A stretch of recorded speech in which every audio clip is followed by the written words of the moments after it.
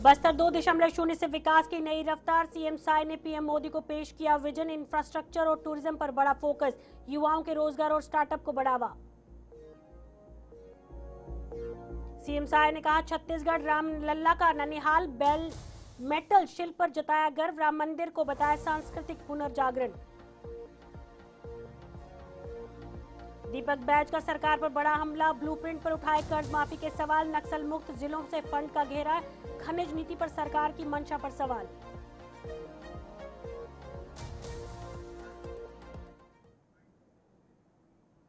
नमस्कार, छत्तीसगढ़ के खास बुलेटिन में आप सभी का स्वागत है। मैं हूं रेनू आपके साथ। तो चलिए शुरुआत करते हैं कुछ खास खबरों से।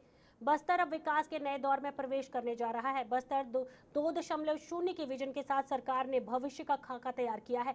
नई दिल्ली के सेवा तीर्थ में मुख्यमंत्री विष्णुदेव साय ने प्रधानमंत्री नरेंद्र मोदी से मुलाकात कर विकास योजनाओं की रूपरेखा पेश की और इस योजना के तहत बस्तर में इंफ्रास्ट्रक्चर, सड़क नेटवर्क और पेयजल को बढ़ावा दिया जाएगा। चित्रकूट, तीर्थगढ़ और कंगेर जैसे स्थलों की विकसित कर एडवेंचर टूरिज्म को भी गति मिलेगी। साथ ही साथ स्टार्टअप, नवाचार और युवाओं के रोजगार पर खास फोकस रहेगा। नियद, निल्ला, नार 2.0 और बस्तर मुन्ने जैसी योजनाओं को गांव-गांव तक पहुंचाया जाएगा। सरकार का लक्ष्य है कि बस्तर को आत्मनिर्भर और गौरवशाली क्षेत्र के रूप में स्थापित किया जाए।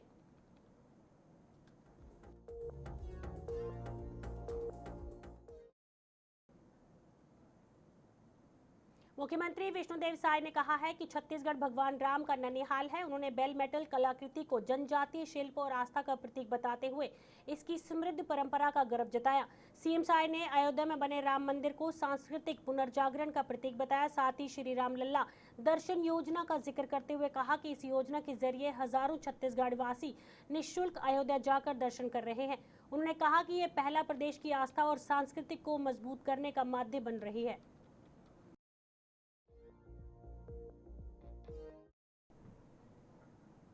करोड़ की कर्ज माफी शामिल है। साथ ही बस्तर, बलरामपुर और कवर्धन जैसे नक्सल मुक्त जिलों की पंचायतों के लिए 1-1 करोड़ की राशि का प्रावधान है या नहीं। दीपक बैज ने खनिज संसाधनों को लेकर भी सरकार की मंशा पर सवाल उठाए और पूंजीपतियों को फायदा पहुंचाने का आरोप लगाया। फिलहाल इन आरोपों के बाद प्रदेश की रणनीति गर्मा गई है। क्या है, पूरे छत्तीसगढ़ में काम तो कहीं हो नहीं रहा है। पूरी सरकार टाइम पास कर रही है और प्रशासनिक दबाव इतना ज्यादा है कि अधिकारियां परेशान हैं। तो सवाल नहीं, तनाव तो रहना है, लेकिन कहीं न कहीं सरकार पूरी तरह से फेल हो चुकी है। तो अधिकारियों को क्यों, मंत्रियों को 12 दिन का योग करना चाहिए। वैसे भी उनके पास काम है ही क्या। न जनता के लिए जनता की सवालों का जवाब दे पा रहे हैं, न जनता का काम कर पा रहे हैं, न ग्राउंड में कोई 1 रुपए का काम हो नहीं रहा है। और वैसे भी बंगाल में, असम में छुट्टी बनाने गई है, यहाँ का पैसा ले जाके छुट्टी तो बना ही रहे हैं। तो अधिकारियों को जवाबदारी देंगे तब तो काम होगा। मतलब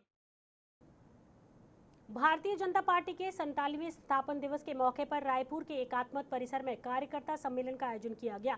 इस कार्यक्रम में सांसद बृजमोहन अग्रवाल ने कार्यकर्ताओं को संबोधित करते हुए बड़ा संदेश दिया। उन्होंने कहा को याद करते हुए कहा कि पूर्वजों ने वृक्ष लगाए, आज हम उनका फल खा रहे हैं।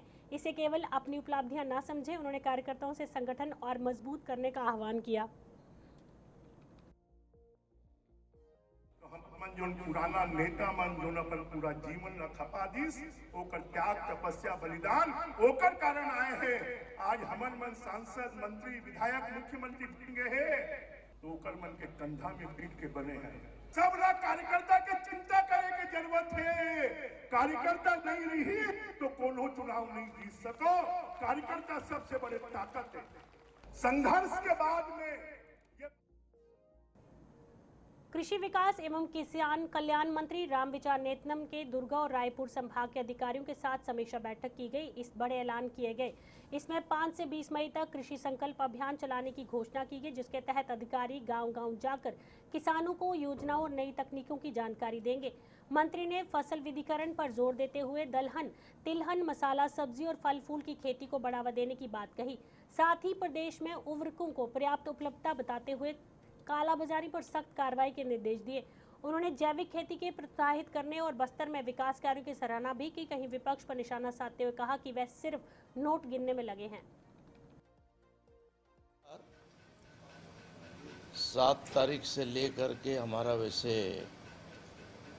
10 तारीख तक, ये कहें 11 तारीख तक लगातार समीक्षा बैठक और विभागों के नीचे तक के अद्यतन जानकारी के साथ हमने समीक्षा करना शुरू किया है, जिसमें आज दुर्ग संभाग के और रायपुर संभाग के समस्त जिलों के एग्रीकल्चर विभाग से संबंधित कलेक्टर अविनाश मिश्रा की पहल से डुबाना प्रभावित गांवों के बच्चों के लिए एक खास शैक्षिक भ्रमण का आयोजन किया गया।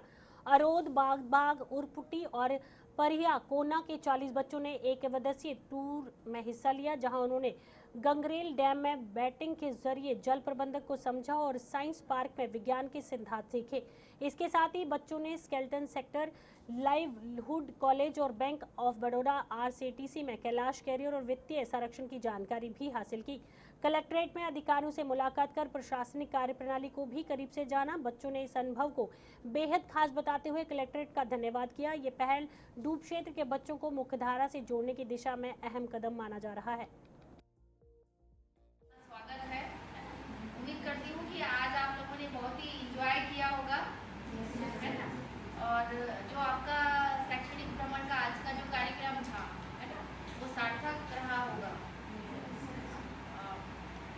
एक तो ये है कि आप लोग पूरे ग्रुप में मतलब घूमने का जो मजा होता है वो अपना अलग ही होता है ना। और साथ में आप लोग का ये शैक्षणिक भ्रमण है, तो एजुकेशन बोर्ड के हिसाब से भी आप देखा जाए तो वो भी मतलब आप लोगों के लिए अच्छा रहा होगा। अब मैं आप लोगों का ही अनुभव जानना चाहूँगी कि आप लोगों को कैसा लगा, है ना, कहाँ कहाँ घूमे। सभी लोग थोड़ा थोड़ा अपना शेयर करेंगे और जो एक बता चुका होगा। कृषि मंत्री रामविचार नेतम ने रायपुर में रायदुर्गा संभाग के अधिकारियों की समीक्षा बैठक में सख्त निर्देश दिए हैं। उन्होंने खाद की कालाबाजारी करने वालों पर कड़ी कार्रवाई की चेतावनी देते हुए कहा कि ऐसे मामलों में जेल तक भेजा जाएगा। साथ ही सरकार किसानों को जैविक और वैकल्पिक खेती को बढ़ाने के लिए प्रतिबद्ध है। खरीफ 2026 और विकसित भारत संकल्प अभियान के तहत गांव-गांव जाकर किसानों को आधुनिक कृषि तकनीक से जोड़ने की रणनीति बनाई गई। सरकार का लक्ष्य है कि किसानों की आय बढ़े और खेती को ज्यादा टिकाऊ बनाया जा सके।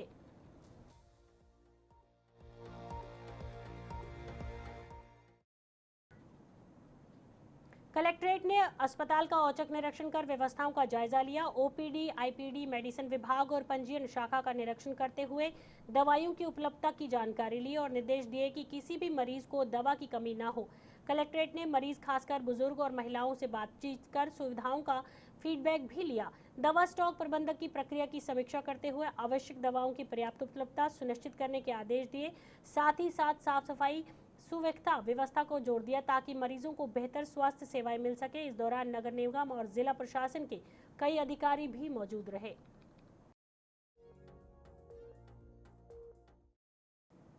मुख्यमंत्री विष्णुदेव साय के निर्देश पर रायपुर में ऐतिहासिक स्कूलों के जोरदार की तैयारी की जा रही है।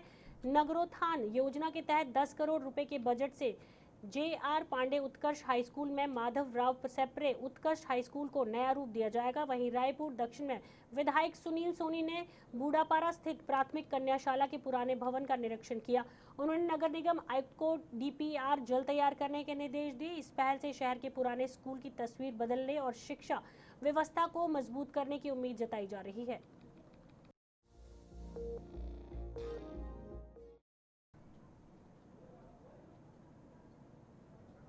मुख्यमंत्री विष्णुदेव साय के निर्देश पर रायपुर ऐतिहासिक स्कूलों के जीर्णोद्धार की बड़ी तैयारी शुरू की गई है। नगरोत्थान योजना के तहत 10 करोड़ रुपए की लागत से JR पांडे उत्कर्ष हाई स्कूल और माधवराव सेप्रे उत्कृष्ट हाई स्कूल को नया रूप दिया जाएगा। इसी कड़ी में रायपुर दक्षिण के विधायक सुनील सोनी ने बूढ़ापारा स्थित प्राथमिक कन्याशाला के पुराने भवन का निरीक्षण कर उन्हें नगर निगम आयुक्त को DPR जल्द से जल्द तैयार करने के निर्देश दिए।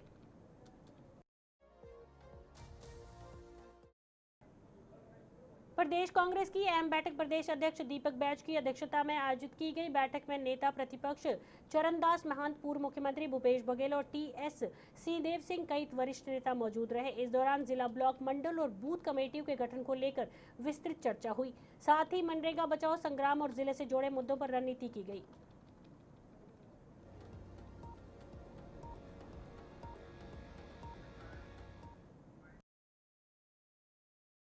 शर्मा के निर्देश पर कबाड़ कारोबार के खिलाफ बड़ी कार्रवाई की गई है। 7 विशेष टीमों ने चिखली, कोतवाली की सोमी क्षेत्र में छापेमारी कर अवैध सामान जब्त किया। कार्रवाई के दौरान अलग अलग ठिकानों से भारी मात्रा में लोहा, white parts, number plates, engine और चेसी बरामद कर किए। निजी कुल कीमत 32 लाख रुपए बताई जा रही है।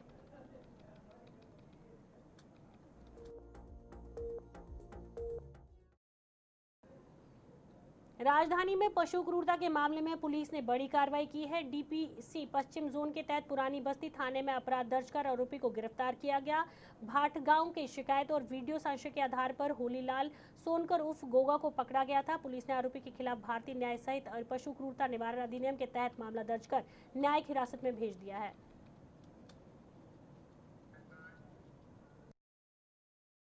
मिशन कर्मयोगी साधना सप्ताह के तहत आयोजित कार्यशाला में मुख्य सचिव के अहम निर्देश से उन्होंने सीमा विभाग प्रमुख को IGOT प्लेटफॉर्म से ऑनबोर्ड करने को कहा, ताकि अधिकारी और कर्मचारी मोबाइल के जरिए आसानी से जुड़ सके। निर्देश दिए गए कि विभागीय जरूरत के अनुसार कोर्स का चयन कर क्षमता और कौशल विकास को बढ़ावा दिया जाए।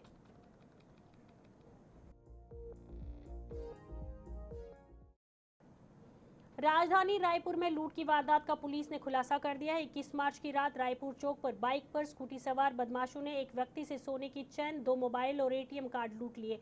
मामले में तत्काल FIR दर्ज कर पुलिस ने CCTV और मोबाइल साक्ष्यों के आधार पर कार्रवाई करते हुए 2 आरोपियों को 3 नाबालिगों को पकड़ लिया है। 25 मार्च को रात को एक प्रार्थी के साथ कुछ व्यक्तियों ने बाइक स्कूटी से आके लूट की घटना की थी। उस व्यक्ति ने बताया था कि उसके एक नग सोने की चेन, 2 मोबाइल और कुछ ATM कार्ड लूट हुए हैं रायपुरा चौक के पास से। घटना पर तत्काल पुलिस ने एक्शन लेते हुए FIR दर्ज किया और हम लोग उसी दिन से इसमें ढूंढ रहे थे। इसमें बहुत सारे CCTV फुटेज और जो मोबाइल जब्त हुआ था, मोबाइल जो लूट हुआ था, उसके टेक्निकल साक्ष्यों के आधार पर और CCTV के आधार पर हमें इसमें सफलता मिली है। इसमें टोटल 5 लोगों ने इस लूट को अंजाम दिया था, जिसमें 2 आरोपी हैं और 3 विधि से संघर्षरत बालक हैं। आरोपी के नाम है भूपेश कुमार साहू, 19 साल का है, और एक अयान पाल और हयान से जो 18.5 साल का है। ये दोनों ही आजाद चौक थाना एरिया के आरोपी हैं और इनके साथ 3 जो विधि से संघर्षरत बालक थे, इन 5 ने मिलकर ये लूट की घटना को अंजाम दिया था। लूट में हमें अभी तक जो जब्त 3। छत्तीसगढ़ के बुलेटिन में फिलहाल इतना। इसी के साथ दीजिए इजाजत। नमस्कार।